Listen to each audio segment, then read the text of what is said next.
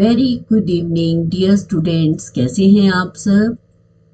I hope आप सब लोग अपनी स्टडीज में बिजी हैं और इस यूट्यूब की दुनिया से निकलकर, जहाँ पर बहुत सारी डिस्ट्रैक्टिंग थिंग्स हैं, लेकिन उसके साथ साथ अगर आप पढ़ने आए हैं तो इट मीन्स कि आप डेडिकेशन के साथ कहीं ना कहीं किसी टेस्ट को क्वालिफाई करने के लिए लगे हैं।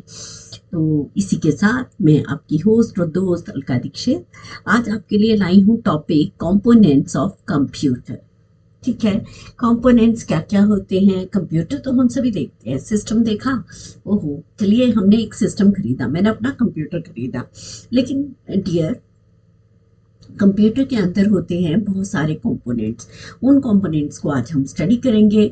तो फर्स्ट स्लाइड आपके सामने है, कॉमन सीपीयू कंपोनेंट। सीपीयू के कंपोनेंट्स कौन कौन से। सीपीयू जिसके बिना कंप्लीट काम नहीं कर सकती। ठीक है, तो सेंटर सबसे पहले आ जाता है आपका द सेंटर प्रोसेसिंग यूनिट। सबसे पहले है आपके पास CPU. CPU consist of 6 main components. अब ये 6 मेन कंपोनेंट्स कौन कौन से हैं जिसके बिना कंप्यूटर का काम नहीं चलता। मान लीजिए जो सीपीयू है वो आपका ब्रेन है, ठीक है, सारा काम यही करेगा।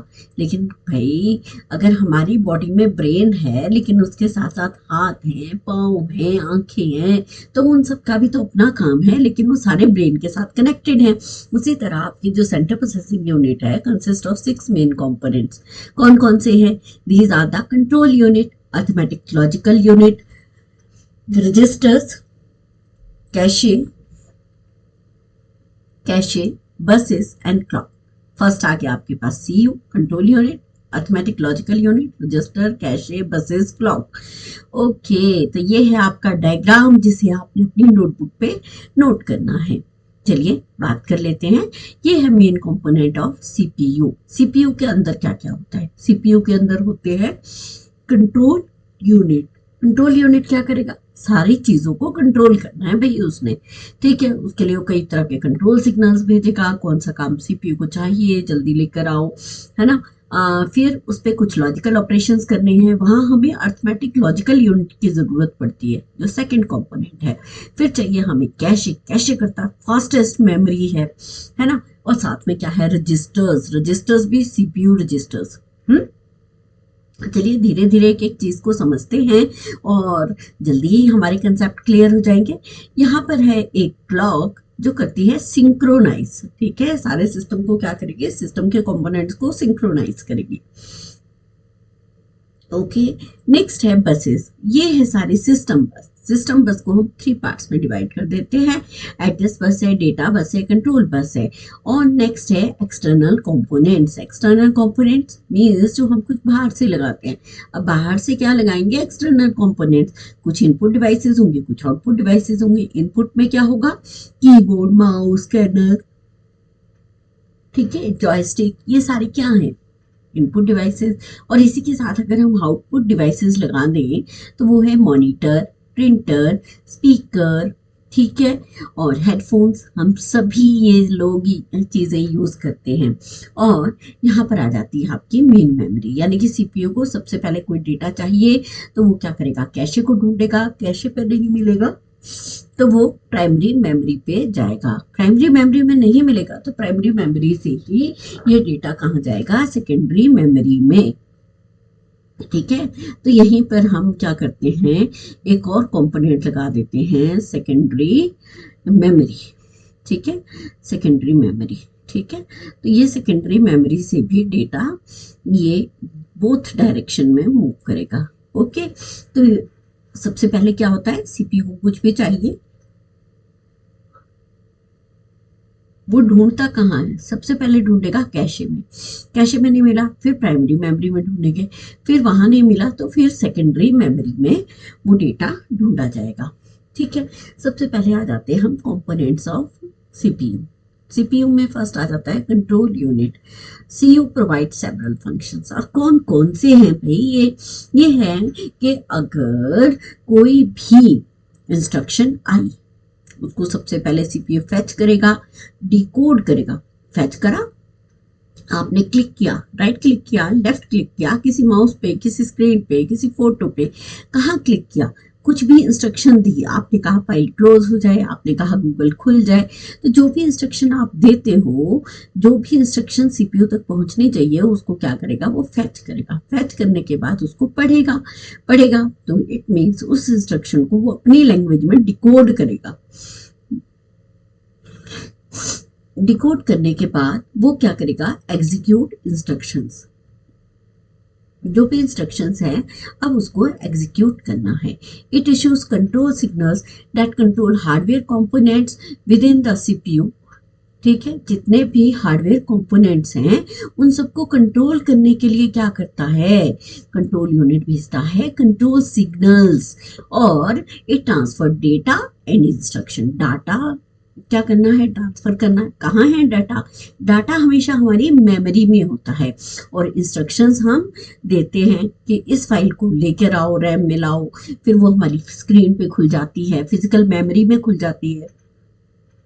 ठीक है, और ये जो इंस्ट्रक्शंस हैं, जो भी हमने इंस्ट्रक्शन दी, उस इंस्ट्रक्शन को वो रीड करेगा, पढ़ेगा, डिकोड करेगा, और फिर उसके बाद वो एग्जीक्यूट करेगा। और जो इंस्ट्रक्शंस एग्जीक्यूट हो रही है उसके रिगार्डिंग क्या होगा, उसके रिगार्डिंग होंगे control signals generate. Okay, clear है। चलिए नेक्स्ट आ जाते हैं एएलयू। एएलयू क्या करता है, टू मेन फंक्शंस परफॉर्म करता है।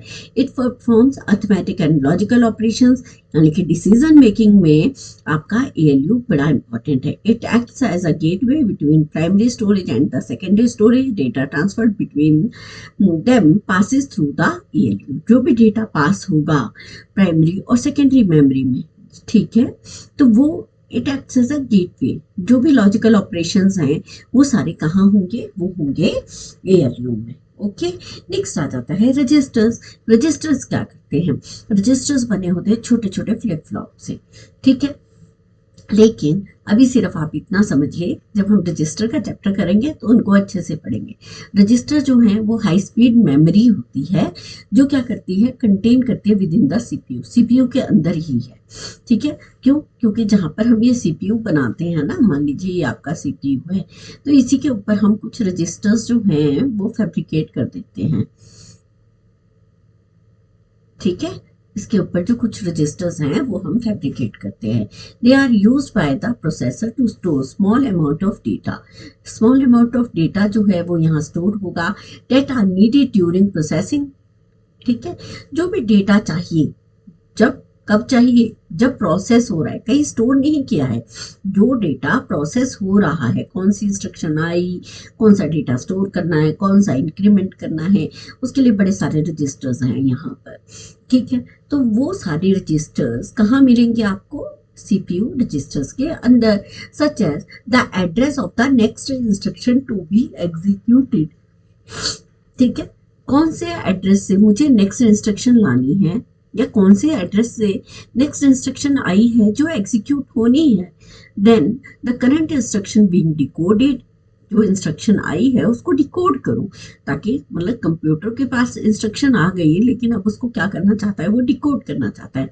And the result of calculations, ALU, हाँ यहाँ पर एएलयू होगा। जो भी कैलकुलेशंस है, अरिथमेटिक और लॉजिकल ऑपरेशंस जो भी परफॉर्म होने हैं वो एएलयू कर रहा है। ठीक है, और क्या होगा, different processors have different number of registers for different purposes. अब ये जो डिफरेंट प्रोसेसर्स हैं इनके पास अपने अपने रजिस्टर्स हैं, और हर एक रजिस्टर का अपना काम है। जैसे प्रोग्राम काउंटर है, ठीक है, क्या क्या है, प्रोग्राम काउंटर है, अरे ओके। नेक्स्ट है आपके पास मेमोरी एड्रेस रजिस्टर, और मेमोरी एड्रेस रजिस्टर के साथ है मेमोरी डेटा रजिस्टर, फिर current instruction register and accumulator. तो ये सारे क्या हैं, रजिस्टर्स हैं।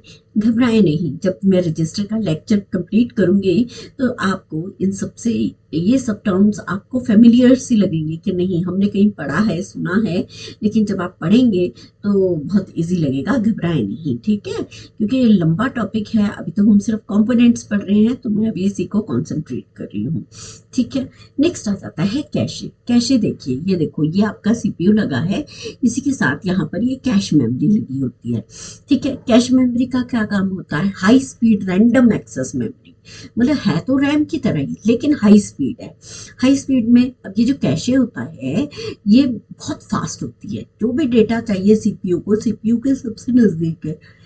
ठीक है, जो भी सीपीयू को डेटा चाहिए तो वो सीपीयू से फटाफट कैशे जो है वो अपने पास होल्ड करके रखती है और सीपीयू को फटाफट से दे देती है। So it is use to temporary hold data and instruction that the processor is likely to use.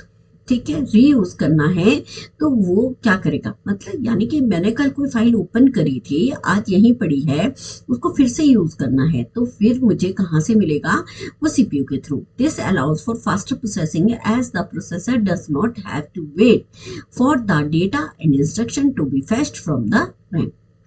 RAM तक तो जाने की बात ही नहीं है, लेकिन यहाँ पर जो ये कैशे दिख रही है ना, इसके भी 3 लेवल्स हैं।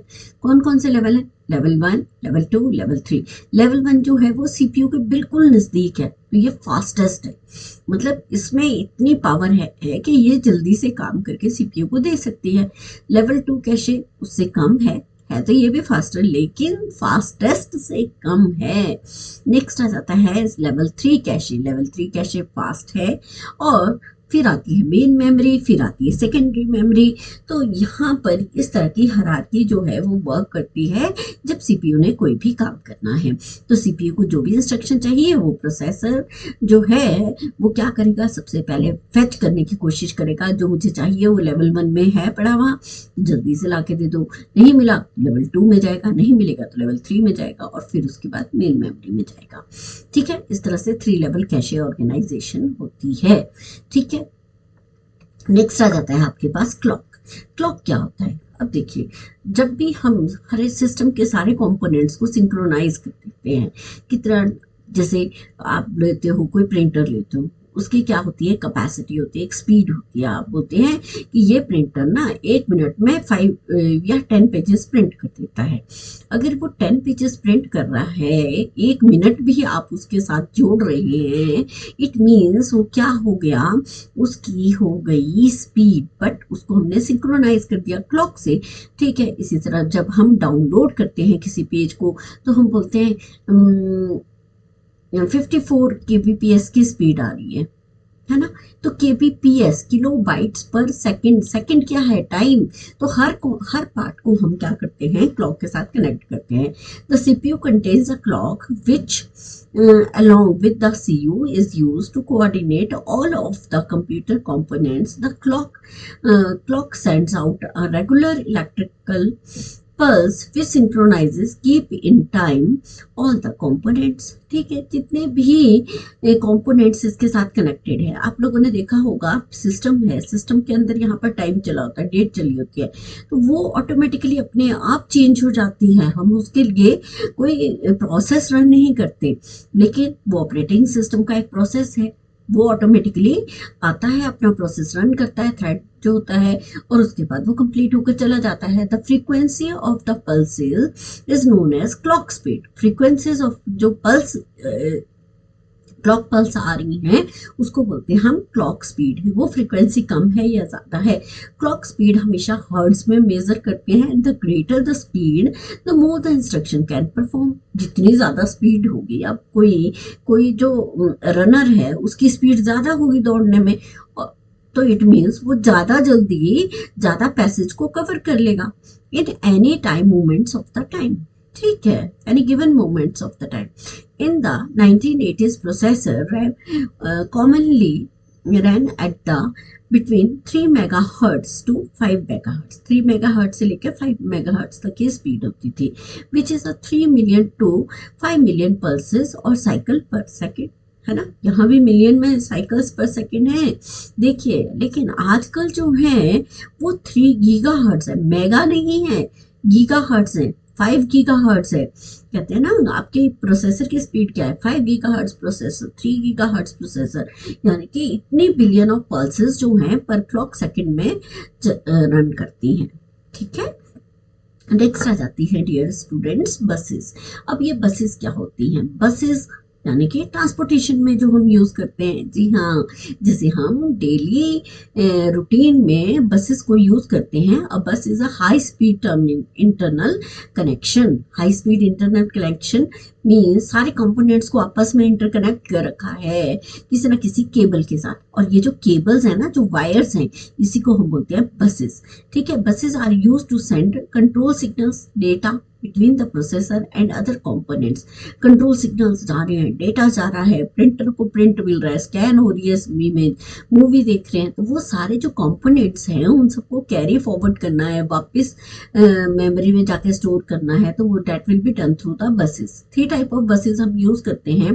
कुछ बसेस होती हैं यूनिडायरेक्शनल, ठीक है, जिसकी डायरेक्शन सिर्फ एक ही होती है। यानी कि अगर कोई बस है जो मेमोरी से डेटा लेकर आती है, किसी एड्रेस पे कुछ डेटा रखा है, वहां से वो डेटा लेकर आएगी, तो हम यूज करेंगे एड्रेस बस, है ना। हमारी मेमोरी में कई कई जगह, किसी सेक्टर में, किसी ट्रैक में जाकर डेटा रखा होता है, तो वहां पर हम यूज करते हैं unidirectional buses. Carries memory address from the processor to other component such as primary storage and input output devices. The address bus is unidirectional. Data bus क्या करती है, बाई डायरेक्शनल होती है, क्योंकि प्रोसेसर ने data memory से लाना भी है और वापस ले जाना भी है, तो यहाँ हम यूज करते हैं डेटा बस। और कंट्रोल बस में क्या होता है, कंट्रोल बस करती है कंट्रोल सिग्नल्स को चेक कि जो आपकी क्लॉक पल्सेस है वो कितने नंबर ऑफ कंट्रोल सिग्नल्स को एट अ टाइम जो है वो एग्जीक्यूट कर पा रही हैं। और कंट्रोल सिग्नल्स और कंट्रोल बस भी क्या है, आपकी यूनिडायरेक्शनल है। तो इस तरह से हम क्या करते हैं, डिफरेंट टाइप की बसेस को यूज करते हैं। तो डियर, आज के लेक्चर में इतना ही। जल्दी ही मिलेंगे नए लेक्चर के साथ। Thank you, thanks a lot.